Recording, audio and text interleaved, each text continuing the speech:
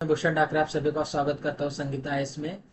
आज हम बात करेंगे जीएम टेक्नोलॉजी के बारे में। जानेंगे टेक्नोलॉजी क्या है। सुप्रीम कोर्ट में हाल ही में इसके ऊपर एक वर्डिक्ट आया है, तो वर्डिक्ट क्या था उसके बारे में भी बात करेंगे। साथ ही साथ इस टेक्नोलॉजी का एनवायरनमेंट के ऊपर क्या असर होगा, इसके पॉजिटिव तथा नेगेटिव दोनों पॉइंट्स को देखेंगे।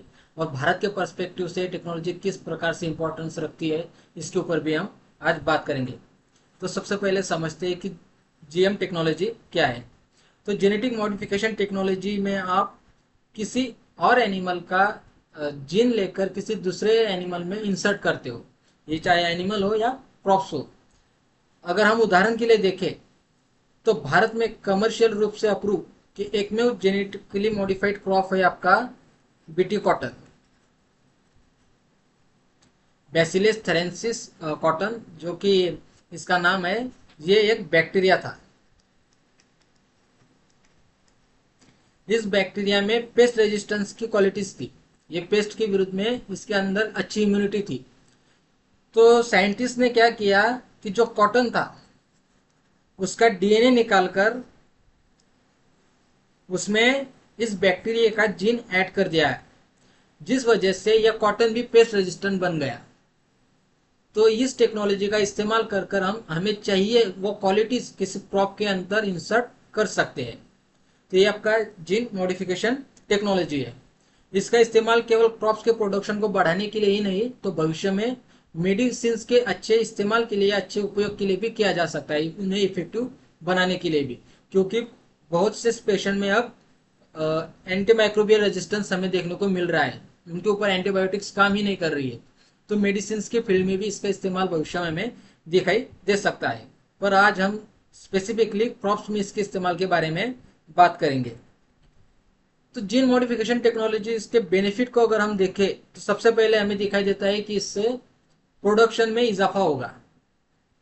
क्योंकि अगर हम भारत की बात देखें तो भारत में जो छोटे छोटे किसानों की संख्या सबसे ज्यादा है। तो ऐसे में उनकी जो लैंड होल्डिंग है वो कम है, तो वो चाहते हैं कि छोटी जमीन में वो ज्यादा प्रोडक्शन ले।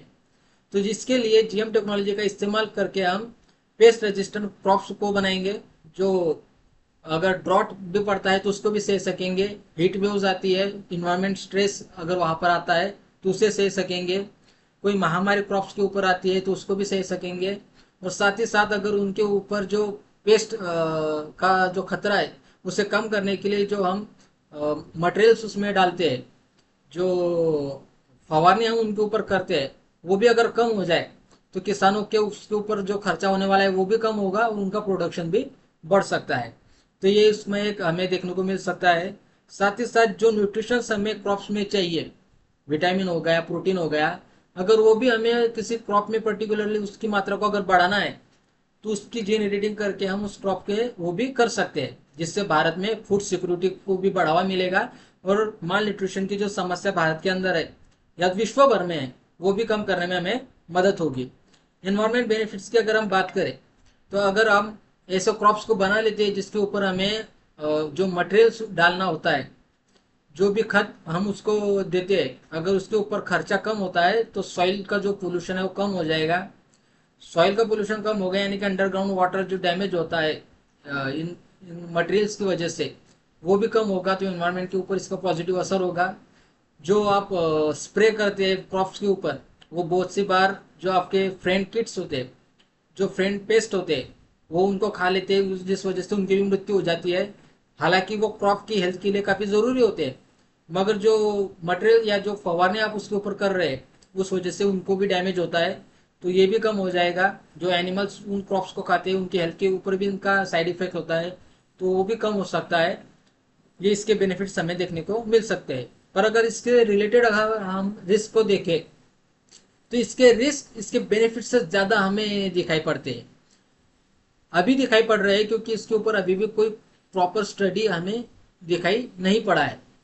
सुप्रीम कोर्ट का जो जजमेंट आया था दो जजेस के बेंच में, जहां पर एक जज थे आपके बीवी नागरत्ना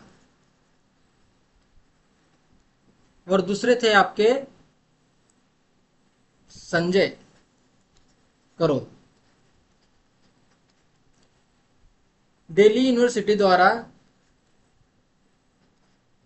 डीएमएच 11 नाम से एक जेनेटिकली मॉडिफाइड क्रॉप को प्रोड्यूस किया गया था। तो इस क्रॉप को ministry of environment, forest and climate change द्वारा अप्रूवल दे दिया गया था इसके कमर्शियल यूज के लिए। मिनिस्ट्री ऑफ एनवायरमेंट, फॉरेस्ट और क्लाइमेट चेंज के अंतर्गत एक कमेटी है, जेनेटिकल इंजीनियरिंग अप्राइजल कमेटी। इस कमेटी द्वारा जेनेटिकली मॉडिफाइड क्रॉप को अप्रूवल दिया जाता है।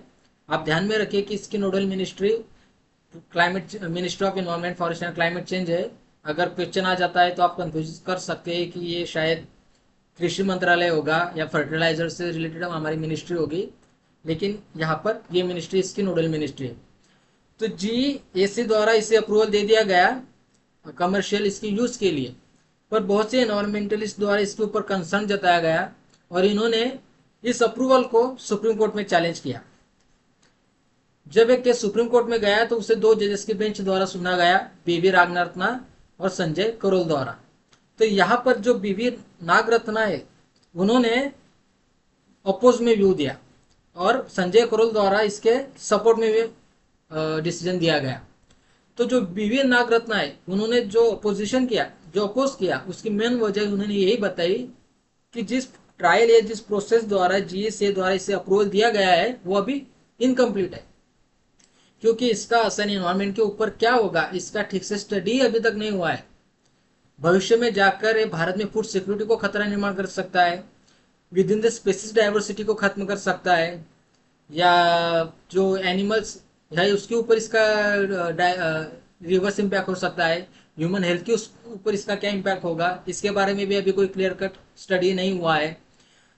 तो ये उन्होंने अपोज किया BV नागरत्ना द्वारा, जबकि संजय करोल द्वारा ये मान लिया गया है कि जिस प्रोसेस द्वारा इसे अप्रूवल दिया गया है जो वो सही थी।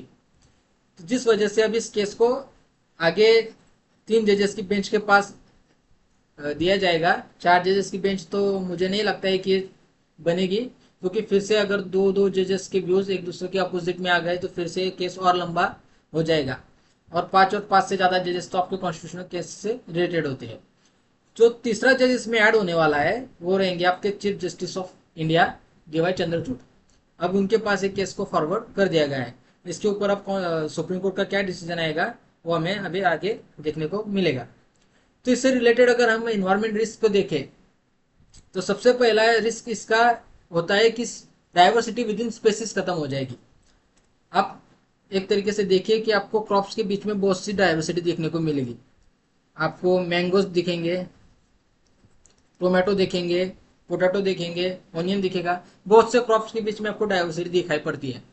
लेकिन इन क्रॉप्स के अंदर भी डाइवर्सिटी होती है। जैसे मैंगोज को आप पकड़िए तो मैंगोज के अंतर्गत आपको अल्फांसो दिखेगा, दशहरी दिखेगा, लंगड़ा दिखेगा, इस प्रकार के बहुत से आम आपको दिखेंगे। तो होगा अगर ये कि अगर इस टेक्नोलॉजी का इस्तेमाल काफी ज्यादा बढ़ जाता है, जेनेटिकली मॉडिफाइड क्रॉप्स अगर हमें देखने को मिलते हैं, तो जो किसान है वो ऐसे सीड्स को खरीदेंगे जो ज्यादा प्रोडक्शन दे रहा है। ऐसे में जो डाइवर्स क्रॉप है विद इन द स्पीसीज, जो डाइवर्सिटी है वो खत्म होने लगेगी, क्योंकि सभी किसान एक ही प्रकार के क्रॉप्स को, सीड्स को खरीदेंगे और एक ही प्रकार के क्रॉप्स का प्रोडक्शन भारत में बढ़ जाएगा या पूरी दुनिया में बढ़ जाएगा। तो ये एनवायरमेंट से रिलेटेड इसका बहुत बड़ा रिस्क हमें दिखाई देता है।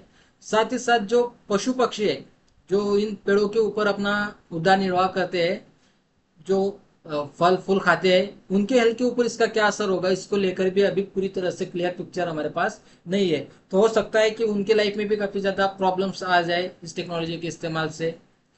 सॉइल के ऊपर इसका क्या इम्पैक्ट होगा, जो न्यूट्रिशन सॉइल में है वो उनको किस प्रकार से एब्जॉर्व कर रहे हैं, सॉइल बंजर तो नहीं हो रही है।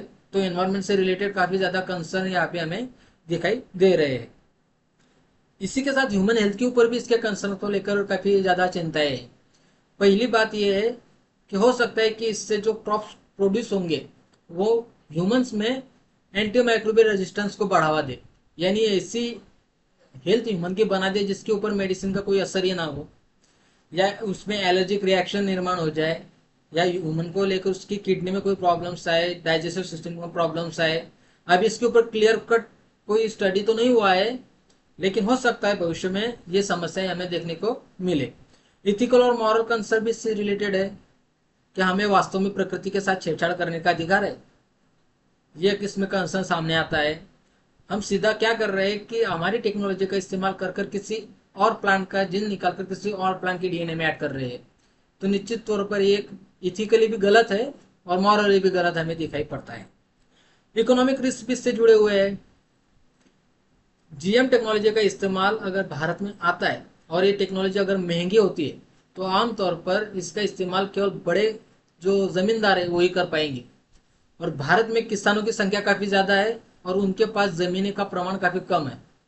एक किसान के पास आमतौर पर आप पकड़ के चलिए कि एक आध एकड़ के पास जमीन है, तो बहुत से जो दलित लोग हैं जिनके पास छोटी छोटी जमीनें हैं वो इस टेक्नोलॉजी का इस्तेमाल नहीं कर पाएंगे। तो ऐसे में जो किसानों के बीच में अमीरी और गरीबी का जो दायरा है वो और बढ़ेगा।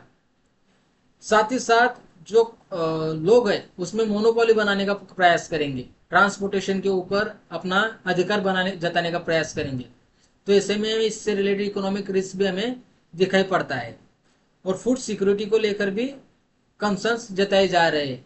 अगर स्पेसिस के बीच में डाइवर्सिटी खत्म हो जाती है तो जो अलग अलग फूड्स के बीच में जो न्यूट्रिशंस थे उनकी अवेलेबिलिटी भी कम हो जाएगी।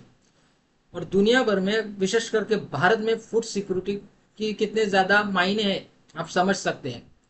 अगर मोनोकल्चर होता है, सभी एक ही प्रकार के क्रॉप्स का प्रोडक्शन करते हैं, तो जो इम्पोर्टेंट क्रॉप्स है उसका प्रोडक्शन कम हो जाएगा। तो भारत में फूड्स की कमी हमें देखने को मिल सकती है अगर ये सक्सेसफुली आगे जाकर इसको इम्प्लीमेंट किया जाता है। तो भारत की दृष्टि से अगर हम देखें तो पर्टिकुलरली हमारा जो बेनिफिट्स हम इससे देख सकेंगे, अगर ऐसा हुआ इसका इस्तेमाल सस्टेनेबल रूप से किया जाता है, एक लॉ बनाकर उसको ठीक से रेगुलेट किया जाता है, तो भारत में इसका जो पॉजिटिव इम्पैक्ट हम देख सकते हैं। तो इसमें भारत में फूड प्रोडक्शन को बढ़ावा मिलेगा। भारत में डाइवर्सिटी केवल लैंग्वेज, भाषा, धर्म, पंथ या अटायर से रिलेटेड नहीं है। भारत में लैंड फॉर्म में भी काफ़ी ज़्यादा डाइवर्सिटी है। कहीं पर आपको प्लेन्स मिलेंगे तो कहीं पे हिली रीजन मिलेगा, कहीं पे आपको बर्फ मिलेगा तो कहीं पे आपको रेगिस्तान भी मिलेगा। तो भारत में लैंड फॉर्म में काफ़ी ज़्यादा डाइवर्सिटी है। तो साथ ही साथ सॉइल में भी डाइवर्सिटी है, कहीं पे ब्लैक सॉइल है, कहीं पे रेड सॉइल है। तो ऐसे में इन जगहों पर अच्छा प्रोडक्शन ले सके ऐसे क्रॉप्स को जेनेटिकली मॉडिफाइड करने की ज़रूरत है। तो अगर इस टेक्नोलॉजी का इस्तेमाल उस जगह पर किया जाता है, जैसे भारत में आप देखेंगे तो विदर्भ, महाराष्ट्र में विदर्भ और मराठवाड़ा, राजस्थान में पश्चिम रीजन, देश के इधर भागों में जैसे बुंदेलखंड, वहां पर ड्रॉट की समस्या दिखाई देती है। तो ऐसे में ड्रॉट रेजिस्टेंस क्रॉप्स को अगर हम बनाते हैं, जेनेटिकली मॉडिफाइड करते हैं, तो उस रीजन में भी हरियाली बढ़ेगी और वहां का प्रोडक्शन बढ़ेगा। तो भारत के लिए एक विन विन सिचुएशन हो सकती है। एक तो किसान की प्रोडक्शन बढ़ेगा, उसकी आमदनी बढ़ेगी, और दूसरा भारत में फूड सिक्योरिटी को लेकर जो हमारी चिंता है वो भी कम हो जाएगी। और गवर्नमेंट जो फूड सब्सिडीज या किसानों को जो फर्टिलाइजर सब्सिडीज देती है उसमें भी कमी आएगी। यूरिया में गवर्नमेंट 60,000 करोड़ तक सब्सिडीज देती है, तो गवर्नमेंट का खर्चा भी इससे काफी ज्यादा कम होगा। Tackling paste and disease reduce reliance on pesticide, environment में भी इसका बेनिफिट भारत में देखने को हमें मिलेगा। अगर पेस्टिसाइड्स का इस्तेमाल कम होता है तो साफ तौर पर जो जमीनें बंजर हो रही है, डेजर्टिफिकेशन भारत में बढ़ रहा है, तो डेजर्टिफिकेशन को काउंटर करने के लिए इन क्रॉप्स का इस्तेमाल होना भी हमें जरूरी दिखाई देता है। ड्रॉट टॉलरेंस क्रॉप्स होंगे, न्यूट्रिशन क्वालिटीज इंप्रूव होगी। 140 करोड़ के देश में जहां पर न्यूट्रिशन का प्रमाण सबसे ज्यादा है दुनिया भर में, तो ऐसे में जो माल न्यूट्रिशन बच्चे हैं उनकी हेल्थ को इम्प्रूव करने में भी हम इस टेक्नोलॉजी का इस्तेमाल कर सकते हैं। और कॉस्ट रिडक्शन अगर उसमें होता है, जो पेस्ट है उसके ऊपर जो किसानों का खर्चा होता है वो अगर कम हो जाता है, जो क्योंकि किसानों को केवल एक बार वहां पर मटेरियल डालना या एक बार फवारा करना, फवारनी करना, इससे उन ये केवल एक बार नहीं, ये एक साइकिल होती है जो बार बार किसानों को करनी होती है। तो ये अगर उसमें हो जाता है तो हो सकता है कि किसानों का जो कॉस्ट रिडक्शन होगा वो उनके अदर नीड्स को फुलफिल करने में मदद करेगा और उनके सोशल अपलिफ्टमेंट में मदद होगी। तो भारत से रिलेटेड ये बेनिफिट्स हमें आगे देखने को मिल सकते हैं। हालांकि इसमें इन्वायरमेंट कंसर्न भी काफ़ी ज़्यादा है। अगर मान लीजिए आपने कोई ऐसी स्पेसीज बनाई और वो स्पेसीज इन्वेजिव स्पेसीज निकली और उसने काफ़ी ज़्यादा हद में अपने आप को फैलाना शुरू कर दिया, तो एक एनवायरमेंटल डिजास्टर के रूप में भी सामने आ सकता है। तो इसके ऊपर एक रेगुलेटेड ट्रायल्स करने की ज़रूरत है। इसको सस्टेनेबली किस प्रकार से इस्तेमाल किया जाएगा उसको लेकर रूल्स और रेगुलेशन बनाने की भी ज़रूरत रहेगी। फिलहाल तो हम इसके ऊपर निश्चित तौर पे कुछ कह नहीं सकते हैं। जेनेटिकल अप्राइजर कमेटी जो है उसको उसको भी इसको लेकर काफ़ी ज़्यादा सचेत रहना होगा, क्योंकि भारत जैसे देश में जहाँ पर खेती के ऊपर देश की 60% आबादी डिपेंड करती है, उनकी फूड सिक्योरिटी को सुनिश्चित करना गवर्नमेंट की फर्स्ट प्रायोरिटी होती है। वैसे देश में अगर हम इस टेक्नोलॉजी को इम्प्लीमेंट कर रहे हैं तो उससे लेकर हमें कितना सचेत रहना होगा, ये एक आम सी बात हमें समझ में आती है। पर अगर हम भविष्य की बात करें तो अगर यही टेक्नोलॉजी अगर चाइना एक्सेप्ट कर लेता है, पाकिस्तान एक्सेप्ट कर लेता है, अमेरिका में एक्सेप्ट हो जाती है, तो ग्लोबल मार्केट में अगर इंडिया को कंपटीशन में बने रहना है तो भारत को भी टेक्नोलॉजी के साथ आगे बढ़ना होगा। तो अभी ये केस तो सुप्रीम कोर्ट में है। जैसा मैं समझ पा रहा हूँ मुझे तो लगता है कि सुप्रीम कोर्ट इसे अप्रूवल दे देगा, क्योंकि टेक्नोलॉजी को ट्राई करने में हर्ज क्या है। अभी अभी हमें कम से कम उसे ट्राई तो कर सकते हैं, देख तो सकते हैं कि इसका इम्पैक्ट क्या हो रहा है। ना पूरे भारत में, केवल किसी एक स्पेसिफिक रीजन में हम उसको ट्राई करके देखेंगे। अगर उसका इन्वायरमेंट पे पॉजिटिव असर दिखाई दे रहा है, फूड सिक्योरिटी को फुलफिल करने में वो अपने आप खरी उतर रही है, तो ये भारत में और जगहों पर इस्तेमाल करने में कोई अर्ज नहीं है।